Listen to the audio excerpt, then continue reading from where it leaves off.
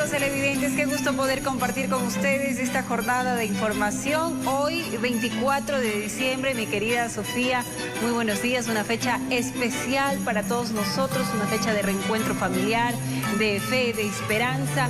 Y por supuesto, aquí nosotros gustosos de poder estar con ustedes desde muy temprano en la mañanita, compartiendo todas las noticias de nuestro país y del mundo. Buenos días. Dianita querida, muy buenos días, amigos. Es también una fecha para agradecer, ¿no? Tantas bendiciones que tenemos después de una época tan dura. Aparte, un buen motivo para reunirse en familia. Así que con las debidas precauciones seguramente todos tendremos una muy buena Navidad. Y quienes están atravesando por momentos difíciles, bueno, nuestra mayor energía. Todo es posible con salud y vida. Así que a trabajar para eso. Y para los que no se enfermen, por favor, siempre usen mascarilla, el debido distanciamiento. También siempre lavarse las manos hará que todos sigamos y luchemos contra el COVID-19. Así es. Pese a las circunstancias que ha vivido el país y el mundo entero, pues les pedimos a ustedes que no pierdan la esperanza, la fe de seguir adelante y por supuesto de mantener la unidad familiar, que es lo más importante. Tal vez muchos hogares el día de hoy pues no puedan compartir esa cena extensa, pero lo importante es reunirse en familia, darse ese abrazo cariñoso y recordar el porqué de esta fecha. Una fecha que nos invita a perdonar, a querer y amar sobre todas las cosas a nuestro prójimo. Y con estos mensajitos tan bonitos de hoy, 24 de diciembre, nosotros queremos también darles a conocer cuáles son los titulares de Diario El Comercio en su edición impresa. Miren ustedes, aquí lo tenemos justamente para que usted pueda adquirirlo en los diferentes puntos de venta del país. Las calles mutan en una gran pista de patinaje para los exploradores. Moverse sobre pequeñas ruedas genera alegría a un colectivo. Los recorridos se realizan en las noches capitalinas. También empiezan los juegos de papel durante Nochebuena y Navidad. Vean ustedes otro de los titulares. Además, 2021 trae una resurrección, la de Neo, en la cuarta versión de Matrix. Ahí está Keanu Reeves, retomó uno de sus personajes más icónicos de Matrix, Resurrección. Ya compite con Spider-Man en los cines. Así que usted puede adquirir Diario El Comercio en su edición impresa en los diferentes puntos de venta del país. Y de inmediato ya arrancamos con las noticias. Así es, entonces iniciemos con el desarrollo informativo porque los préstamos quirografarios del Instituto Ecuatoriano de Seguridad Social bajarán sus tasas de interés a partir de enero del 2022. Así es, una buena noticia. Conozca cuál es el porcentaje que se reducirá en el próximo año. El Banco del Instituto Ecuatoriano de Seguridad Social, BIES, informó que los préstamos quirografarios bajarán sus tasas de interés del 14% al 11%. Así lo ratificó Francisco Cepeda, presidente del Consejo Directivo del IES. La idea es que puedan con esos créditos iniciar quizá algún emprendimiento, refinanciar sus deudas reduciendo las tasas a las que actualmente están contratadas. La medida entrará en vigencia a partir de la primera semana de enero del 2022 y lo que busca es incentivar la capacidad de pago de los afiliados y jubilados en un año en donde este sector ha sido uno de los más golpeados. La baja del interés aplicará para créditos nuevos que se soliciten en el primer semestre del 2022 con plazos de 13 a 48 meses. Vamos hacia un proceso de eficiencia, modernización también del banco y eso es lo que permite sustentar un 11% en los quirografarios. El quirografario, como ustedes recordarán, es un préstamo de corto plazo, el cual obviamente resulta ser uno de los productos más atractivos del banco. Según el director de la institución, los préstamos quirografarios se gestionan en casi 100 por día a través del sistema en línea. Por ello, este incentivo económico, aseguran, favorecerá nuevos recursos para dinamizar la economía del sistema de seguridad social. Informó Caterine Aguirre. Y la Fiscalía General del Estado, a través de la Unidad de Investigación de Delitos contra el Derecho a la Cultura, inició la toma de versión por el supuesto delito de daños a bienes patrimoniales que se presentó contra los dirigentes indígenas Leonidas Issa y Yacu Pérez por daños ocasionados a la ciudad de Quito en las movilizaciones. De esta forma, víctima de actos vandálicos terminó la plaza de Santo Domingo el pasado mes de octubre. Los artífices, supuestos manifestantes que protestaron por el incremento del precio de los combustibles. Prueba suficiente para el profesional del derecho Andrés Castillo, que presentó una denuncia contra los dirigentes indígenas. Leonidas Issa, presidente de la Confederación de Indígenas del Ecuador, CONAIE, y Yacu Pérez, ex candidato presidencial. A los que en derecho se conoce como autores intelectuales de los delitos, ¿no? Cuando se convoca una marcha, se entiende que quienes están al frente de las marchas, de las movilizaciones, van a poder controlar o al menos dar directrices de qué es lo que no se tiene que hacer en una movilización. Y ellos no lo hacen, más bien ellos asusan, incitan, impulsan y después dicen, bueno, son infiltrados. La mañana de este jueves, Castillo rindió su versión libre y voluntaria tras reconocer su firma y rúbrica. Lo hizo en la Unidad de Investigación de Delitos contra el Derecho a la Cultura. El supuesto delito de daño a los bienes patrimoniales.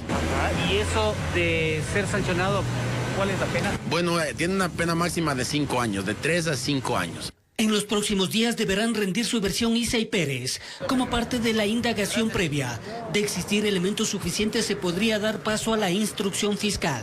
Esta gente se ha dedicado, Héctor, a decir que son piedras nomás, que más importantes son los derechos constitucionales, los derechos humanos. Pero los bienes que se encuentran en el centro histórico de Quito son bienes patrimoniales que están reconocidos por la UNESCO como Patrimonio Cultural de la Humanidad. Recordemos que existe más de un proceso penal contra Issa, que tomaron forma tras las protestas de octubre del 2019, donde se incendió la Contraloría y se secuestró a periodistas y policías, informó Héctor Romero.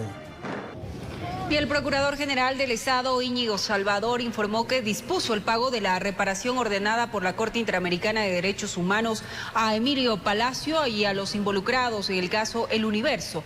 Son $400.000 que deberá desembolsar el Ecuador por haber violado el derecho a la libertad de expresión. Tras conocerse la sentencia de la CIDH en favor del periodista Emilio Palacio y los directivos de Diario El Universo, el Procurador General informó que cumplirá con las medidas de reparación que disponen el pago de $400.000. Posterior a ello, se iniciarán las acciones de repetición contra los funcionarios que provocaron el perjuicio al Estado. La Corte Interamericana identifica preliminarmente a las autoridades de la función judicial, es decir, los jueces de primera y segunda instancia.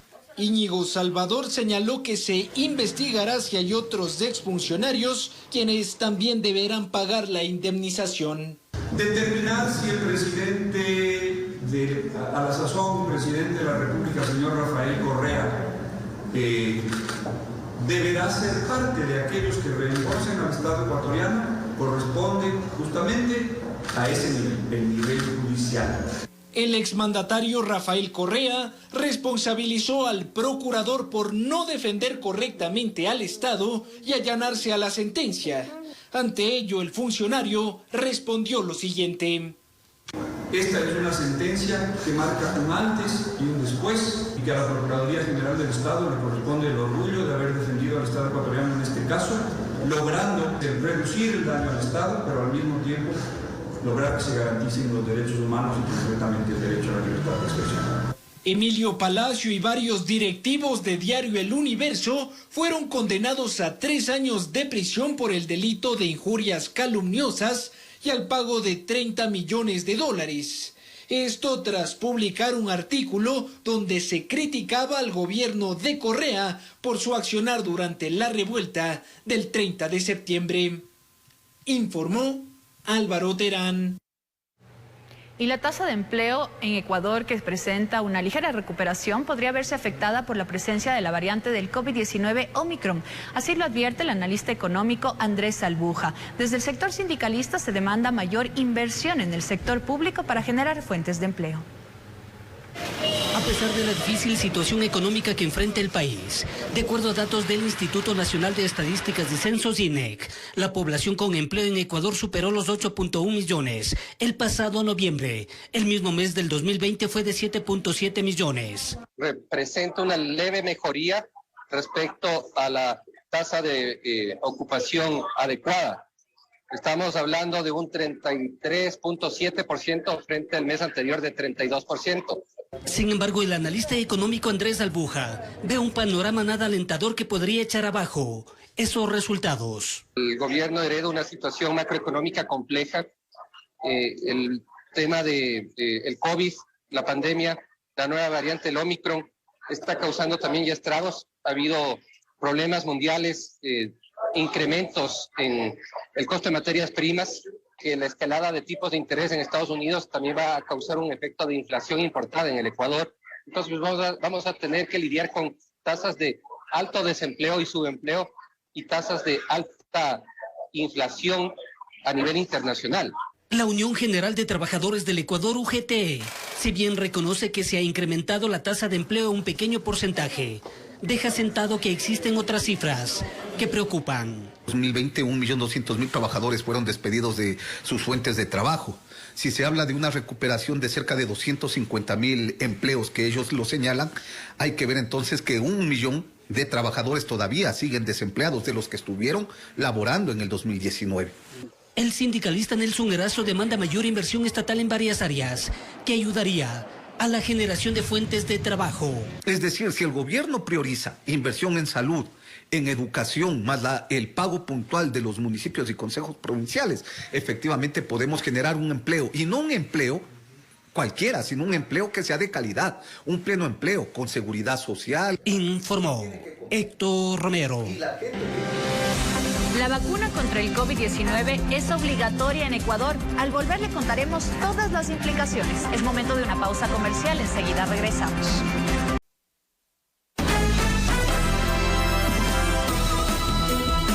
Gracias por continuar en nuestra sintonía. La vacuna contra el COVID-19 es obligatoria en Ecuador. Así lo determinó el Ministerio de Salud Pública. Expertos defienden la legalidad de la norma. El Colegio de Médicos de Pichincha pide una campaña más amplia para lograr la inmunidad de rebaño. El Ministerio de Salud Pública, ente rector sanitario, declaró como obligatoria la vacunación contra el COVID-19. Esto por el aumento de casos y la circulación de nuevas variantes. Me parece necesario para lograr frenar el avance del coronavirus, la verdad, y ayudar a que se regrese más pronto a la normalidad. Debería haber sido desde el inicio obligatoria. ¿Por qué? Porque es lo único que nos protege contra el COVID-19. Entre la ciudadanía muchos están a favor. Desde el Colegio de Médicos de Pichincha aplauden la decisión, aunque demorada, dicen. Pero creemos que es necesario también a la par hacer una campaña de promoción para que la población que va a ser exigida en este proceso sepa las ventajas, las bondades, y se desvirtúe todas aquellas falsas informaciones de los grupos de antivacunas. Esta obligatoriedad ha abierto un amplio debate sobre la vacunación, y aunque hay voces que dicen que a ningún ciudadano se le puede obligar a suministrarse tal o cual medicamento, Ismael Quintana, experto, dice que esta decisión es constitucionalmente válida. Nuestro deber constitucional como ciudadanos, yo vuelvo a recalcar en eso, usted tiene una obligación como ciudadano en la Constitución, que es anteponer el interés colectivo al bienestar o al interés individual. Y este es un clarísimo ejemplo en el cual ese interés individual va a tener que sacrificarse. Ahora, el Ministerio de Salud Pública aclara que la medida tiene fundamento legal en el numeral 4 del artículo 6 de la Ley Orgánica de Salud, donde se lee declarar la obligatoriedad de las inmunizaciones contra determinadas enfermedades, en los términos y condiciones que la realidad epidemiológica nacional y local lo requiera. Esa norma, aunque no le guste a la gente que se opone a la vacunación, se la tiene que cumplir. Es una norma vigente y las normas se tienen que cumplir. No es una cuestión de yo decido no cumplir. Desde el gobierno se asegura que hay las vacunas suficientes para inmunizar a toda la población. Hasta el martes 21 de diciembre, 12.4 millones de personas cuentan con el esquema completo de las 2 dosis. Esto representa el 77.2% de los 16 millones de habitantes, que constituyen la población objetivo a vacunar a partir de los 5 años. Informó Marilyn Jaramillo. Y las entidades municipales comenzaron con los operativos de control de aforos y cumplimiento de las disposiciones sanitarias en la capital. A lo largo de la ciudad, los agentes metropolitanos y personal de la AMC inspeccionaron las unidades de transporte público. El cambio de alerta epidemiológica de amarilla a naranja en Quito por parte de la Secretaría de Salud del municipio capitalino y las medidas de prevención ante la variante Omicron intensificó el trabajo de las autoridades, quienes desde la mañana de este jueves 23 de diciembre implementaron varios operativos de control de aforo y el cumplimiento de medidas de bioseguridad en el espacio público y los buses urbanos. Estos operativos de control buscan que la ciudadanía haga buen uso de las medidas de bioseguridad, especialmente el uso correcto de la mascarilla, el aforo tanto como en el transporte público como en los centros comerciales. Los funcionarios municipales inspeccionaron el interior y exterior de las unidades de transporte, levantando los respectivos informes para que la autoridad competente proceda con la sanción respectiva. De esta manera nosotros evidenciamos por medios fotográficos y realizamos un informe a la Secretaría de Movilidad como ente rector para que ellos en el marco de sus competencias puedan emitir un criterio sancionatorio. A su vez, los fiscalizadores de la Agencia Metropolitana de Control también verificaron el uso adecuado de la mascarilla y el distanciamiento social en el espacio público. Estamos teniendo bastante dificultad ya que la ciudadanía se está relajando demasiado, especialmente en esta época del año. Por su parte, varios centros comerciales y restaurantes de la ciudad también han incorporado mayor control de aforos permitidos, con la implementación de equipos tecnológicos y señalética adecuada para evitar las aglomeraciones. Empezaremos con la revisión de carnet de vacunación en cada uno de los ingresos, cada una de las puertas que tenemos en los centros comerciales. Desde la Agencia Metropolitana de Tránsito también expresaron que durante este feriado los controles en terminales terrestres se intensificarán con el objetivo de precautelar la salud de la ciudadanía y reducir los índices de siniestralidad en las vías del país. Informó Mauricio Sánchez. Hospitales de la capital continúan registrando un incremento de pacientes COVID-19. Esto ha obligado a los hospitales a aumentar el número de camas, mientras que en los centros de salud donde se realizan las pruebas para la detección del virus, la demanda también crece. Ha sido tras el feriado de difuntos en noviembre pasado que el Hospital Pablo Arturo Suárez, al norte de Quito, ha venido registrando un leve aumento de pacientes COVID. El área de hospitalización, que en su momento llegó a tener hasta un paciente, hoy ha tenido que volver a sumar camas. Hemos ido aumentando el número de camas de 20 a 25 y tenemos al momento 18 pacientes en la hospitalización COVID y esperamos que para estos días, que es la consecuencia de las fiestas de Quito, estemos preparados. Lo mismo ha ocurrido en la unidad de cuidados intensivos. Nosotros desde el feriado de finados hemos ido aumentando el número de camas de UCI hasta el día de ayer, que tuvimos 21 camas aperturadas y se llenaron al 100%, es decir, decidimos aperturar 11 camas más. Al momento tenemos 32 camas de UCI COVID. En cuanto a la mortalidad, Jorge Peñerrera, gerente de este hospital, indica que se mantiene en un 30%. O sea, de 10 pacientes fallecen 3. Señala que un buen porcentaje de quienes complican su cuadro no cuentan con la vacuna o tienen esquemas incompletos. El 50% vacunado y el 50% no vacunado. Dentro de los no vacunados por diferentes causas, cuando les preguntamos, existen muchos mitos en contra de la vacuna. Creen que la vacuna les colocan un chip que les enferma más, que no sirve. No solo los hospitales reflejan el aumento de casos. Los centros de salud que realizan las pruebas COVID también reportan mayor número de ciudadanos que llegan con síntomas relacionados al virus. Sí, como un pequeño resfrío. Vengo a hacerme la prueba porque sí me da un poquito de recelo ahora con esto de las nuevas variantes. Entonces es mejor estar prevenido. Tenemos muchas personas que vienen a hacerse la prueba, tenemos pacientes con sintomatología, ya tenemos mayores casos de positividad con pruebas de antígeno, que son las pruebas rápidas. Esto, sumado a la nueva variante Omicron presente en el país, ha incentivado para que la población acuda a vacunarse. Recién me vine a poner la primera, porque está otra vez esto lo del COVID y la nueva variante. La población en general está acudiendo y tenemos un incremento en el proceso de la vacunación. En Quito informó Adriana Rojas. Y la próxima semana el Instituto Nacional de Investigación en Salud Pública podrá confirmar o descartar la existencia de nuevos casos de Omicron en Guayaquil. Según el coordinador general del organismo, analizan 96 pruebas semanales, pero no todas están bajo sospecha de la nueva variante sudafricana. Su capacidad instalada permite procesar 384 pruebas semanales, pero hoy el promedio es 96.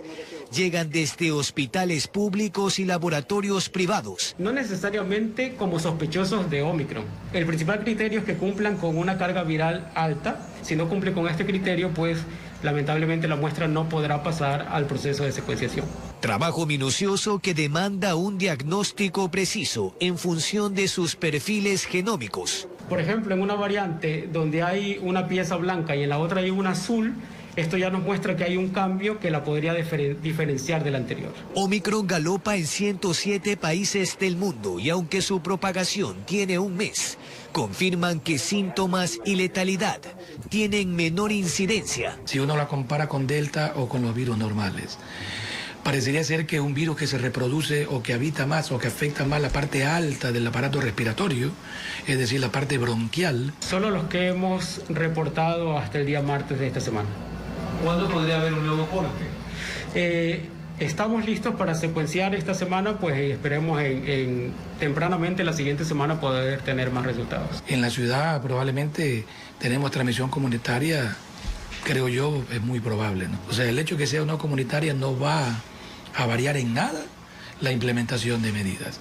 Es decir, toda la bioseguridad que hemos venido hablando en estos días y sobre todo la responsabilidad ciudadana, la corresponsabilidad, el tratar de evitar tener fiestas o reuniones masivas. A 24 horas de la Nochebuena, nadie quisiera romper su Navidad lejos de casa. Con cámara de David Arandi, informó Jorge Escobar. Y los contagios por coronavirus llegaron a los 100 millones en América. Mientras tanto, en Europa, Reino Unido es nuevamente el epicentro de la pandemia en el continente, con una cifra de 100.000 casos de Omicron en una semana. A pocas horas de festejar Nochebuena y Navidad, las cifras de contagios por coronavirus se dispararon en el continente americano, superando los 100 millones de casos desde el inicio de la pandemia. Venezuela es la más reciente nación americana en detectar casos contagiados con la nueva variante Omicron. Se trata de ciudadanos que habían viajado al exterior y retornaron hace pocos días. Hoy el equipo de seguimiento del coronavirus detectaron los primeros 7 casos de Omicron en Venezuela. En Europa, Reino Unido vuelve a ser el epicentro de la pandemia. Únicamente en esta semana se registraron 100.000 contagios nuevos. Los servicios de salud se encuentran al borde del colapso. En Bélgica, mientras tanto, los sitios de esparcimiento como cines y teatros se encuentran cerrados desde este jueves como una medida para evitar la expansión. Podemos celebrar juntos las Navidades, pero os recuerdo que se haga con la máxima precaución, limitando el número de personas a la mesa, no reunirse grandes grupos, hacerse un test antes de juntarse y ventilar los espacios cerrados lo máximo posible. Paradójicamente, en Nigeria, país en donde la tasa de vacunación de su población apenas llega al 2% anual, se desechó 1 millón de vacunas contra coronavirus, las cuales no fueron administradas debido a la ineficiente distribución. Con la realización de Paola Castillo, informó Sara Naranjo. Y al regresar tendremos espíritu navideño porque continúan los agasajos para los más pequeñitos en la capital. Todos los detalles al regresar.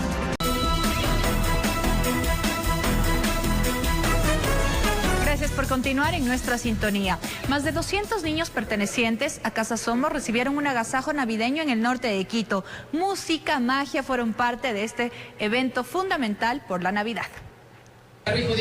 Todos los niños que usted observa ahora mismo en pantalla tuvieron un momento de alegría y diversión a propósito de la Navidad. Tenemos más de 200 niños en este espacio con la finalidad de que celebremos la Navidad de una manera sana, con actividades lúdicas y con un poquito de muestra de esa magia y esa ilusión navideña con fundas de caramelo y algunos shows bastante divertidos que hemos tenido en esta jornada. Los eventos estuvieron compuestos por música en vivo, concursos, premios y magia. Me siento muy feliz y agradezco a la comunidad de Calderón por este agasajo que nos hicieron. Además, no faltaron las fundas de caramelos que, mediante la autogestión y apoyo de la empresa privada, sacó más de una sonrisa de los pequeños. Muy bien, me siento como si tuviera una familia aquí. En todo el distrito metropolitano de Quito son 49 Casas Somos que contribuyen con cursos y talleres de la capacitación de grandes y chicos. informó Javier Rosero. Y bueno, los agasajos siempre son lindos porque roban la sonrisa a nuestros pequeñitos. Y también otro agasajo que se dio ahora por parte de un grupo de abogados ecuatorianos y venezolanos que realizaron este agasajo justamente para los niños de escasos recursos económicos y personas en situación de vulnerabilidad. Al menos 100 fundas de caramelos y juguetes fueron entregados en el evento. Vamos a verlo. Un acto muy sencillo se realizó en los exteriores de la unidad de flagrancia en la capital. Llegaban niños de todas las edades junto a sus padres, quienes en su mayoría eran vendedores ambulantes. Hay un niño que viene ahorita dentro de un rato que es con cáncer, que lo estoy esperando y el regalo de él va a ser un poquito más especial ya por su enfermedad y quiero apoyarlo más, pues. La convocatoria fue realizada a través de las redes sociales. Un grupo de abogados ecuatorianos y venezolanos, hace algunos años atrás, realizan este tipo de agasajos. Más bien todas estas iniciativas buenas tengan más bien que emularse y puedan seguir compartiéndose para que a la final los más beneficiados sean los niños de la calle. Personas de varias nacionalidades se concentraron en el sitio, en la que las risas y emociones de los pequeños al recibir sus regalos engalanaron al evento. Mi esposo se pone a vender caramelo para no estar pidiendo en las calles, ¿verdad? Tenemos un bebé pequeño, el cual tengo que cargarlo súper abrigado porque es asmático y él no está acostumbrado al frío de aquí de Quito. La contribución de la empresa privada y donaciones económicas de los organizadores lograron que se pueda agasajar al menos a 100 niños y jóvenes. Informó Sofía Vintimilla. Y distintos operativos se realizan por la temporada navideña en Guayaquil. Las autoridades de tránsito aplicaron estrategias para evitar problemas en las vías. Son operativos dispuestos por el director ejecutivo de la Comisión de Tránsito del Ecuador, y es que varias han sido las denuncias sobre la cantidad de accidentes que van en aumento en la vía a Daule y vía a San Borondón. Por ello, 12 uniformados con varias patrullas se despliegan por la periferia de la ciudad de Guayaquil, con alcosensores que permiten incluso constatar si los conductores han ingerido bebidas alcohólicas. El operativo es un control móvil aleatorio, donde se detiene momentáneamente la marcha de los vehículos y a los conductores que vienen contraviniendo, ya sea que vengan sin luces, que hagan maniobras imprudentes, y se detiene la marcha y se comprueba el estado del conductor. Y precisamente ya se han encontrado con novedades así. Apenas en 2 días de operativos ya han elaborado 60 citaciones. Lo importante es precautelar la vida humana y de que los conductores conduzcan con precaución, más que todo en esta época de festividades que andamos un poquito apurados por hacer las últimas compras navideñas. Trabajo que será permanente durante los próximos 15 días hasta que termine el feriado. Informó Celeste Dueñas. Presten mucha atención porque en Quito las cooperativas de transporte Reino de Quito y Águila Dorada fueron autorizadas por la Secretaría de Movilidad para actualizar la tarifa del pasaje de 25 a 35 centavos. Ya son 12 de las 65 operadoras de transporte público urbano en Quito que han sido autorizadas a actualizar su tarifa del pasaje de 25 a 35 centavos y para preferencia de 15 a 17 centavos. La cooperativa Reino de Quito y Águila Dorada son las últimas en alcanzar la acreditación. La tarifa está autorizada a la cobra de 35 centavos una vez emitida la resolución por la Secretaría de Movilidad y haber brandeado los vehículos, es decir, es inmediato una vez terminado de brandear los vehículos. En alguna parte de la flota desde el día de hoy. Lo estamos socializando y vamos a empezar a cobrar desde el día lunes, porque también tenemos que hacer la cuestión del brandeo, que tenemos que poner las unidades, socializar con todos los barrios para que sepan que ya empezamos a cobrar. Esto se dio luego que cumplieran con todos los parámetros de calidad técnicos y tecnológicos exigidos. El más importante, un sistema que permite ver en tiempo real toda la operación de las unidades. Para poder controlar la operación y evitar, por ejemplo, lo que antes de esto se veía, los vehículos pegados y después un espacio grande, que no había vehículos o vehículos a mayor velocidad de la normal o muy lentos. Con eso podemos analizar paradas bruscas, los frenazos, los excesos de velocidad y que vayamos cumpliendo las paradas donde se requiere. Dentro de estas implementaciones, además, se exigía parámetros de calidad en temas de buen servicio y trato al usuario. Los representantes de ambas operadoras señalan que se capacitan constantemente. Pero con estos nuevos cambios es ayudar a los conductores que sean capacitados para poder dar una atención la que se requiere para la ciudadana. Pero ese es uno de los parámetros en el que venimos trabajando muchos años, entrenamientos permanentes durante el año y hacemos hincapié en eso.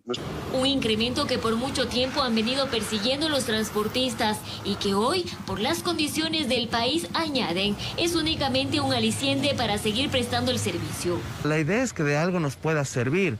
Lamentablemente, con el aumento de los precios de los combustibles, esto no nos ha servido de gran manera.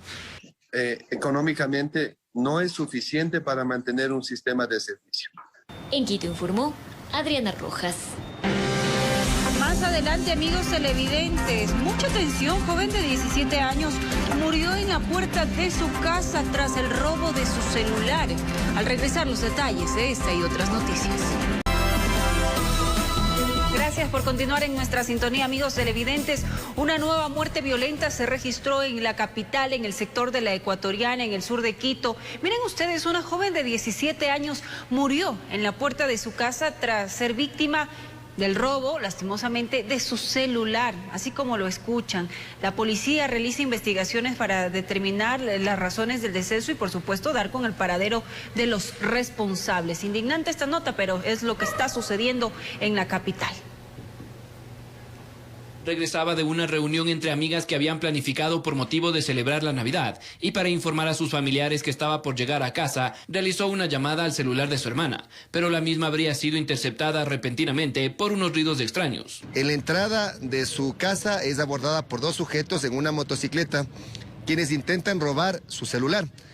En este momento existe un forcejeo, ella es lastimosamente robada su prenda. Poco pudieron hacer sus familiares, quienes salieron rápidamente a la calle, pero la joven de 17 años de edad ya se encontraba sobre la vereda en estado de shock. Estos oportunistas, estos delincuentes utilizaron la noche, también la falta de luz en el sector y perpetraron este hecho lamentable. Sin embargo, nos encontramos realizando ya la ruta técnica para determinar dónde se encuentra el teléfono celular y además si es que existe algún tipo de evidencia que permita determinar quiénes fueron los causantes. Lamentablemente, el trabajo de los equipos de emergencia esta vez no fue fructífero, quienes solo pudieron constatar el deceso de la joven María de los Ángeles. En una primera circunstancia e información, llega la ambulancia y determina que es un paro cardíaco, producto de la impresión que ella tuvo del hecho del robo. El cuerpo de la adolescente fue trasladado a medicina legal para realizar la autopsia respectiva que esclarezca este hecho, ya que luego de la inspección el equipo forense evidenció que el cadáver tenía una herida de arma blanca a la altura de su vientre.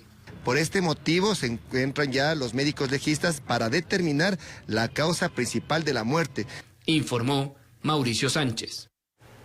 Y una persona fue asesinada en el modo sicariato en el terminal terrestre de Tena, provincia de Napo. El fallecido tenía antecedentes penales por tráfico de droga. La policía cree que se trata de un ajuste de cuentas entre bandas delincuenciales que operan en la ciudad. Edwin Murillo, de 33 años de edad, fue avaliado con 10 de los 16 disparos que se registraron al frente de la terminal terrestre de Tena en Napo. El herido fue trasladado en esta camioneta hasta el hospital. Llegó en un vehículo particular en muy malas condiciones, se le brindó toda la atención necesaria en el área de emergencia. Posteriormente fue ingresado al área quirúrgica para tratar de contener las lesiones que podría tener dentro de su cuerpo, pero lamentablemente el paciente falleció. El hecho se registró luego de que la policía terminó su guardia pasadas las 22 horas en esta zona donde existe prostitución, venta de droga y robos. La policía cree que puede tratarse de una disputa entre bandas delincuenciales. Esta persona ha estado envuelta en situaciones de narcotráfico y eso conlleva, si hubo un mal reparto, no pagó, no canceló, no entregó, lo que haya sido, se tienen algunas líneas de investigación.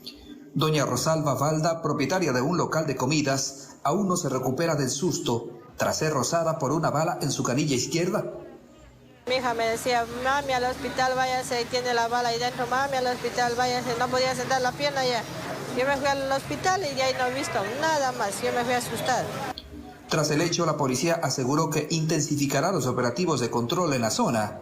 En este momento estamos alargando el direccionamiento del motorizado hasta las 24 horas para minimizar cualquier tipo de eventualidad y tener fuerza de reacción. Colectivos ciudadanos de Tena anunciaron que realizarán una marcha para exigir a las autoridades tomen acciones para controlar la venta de drogas, prostitución y delincuencia organizada en la terminal terrestre de Tena. informó Juan Sarmiento.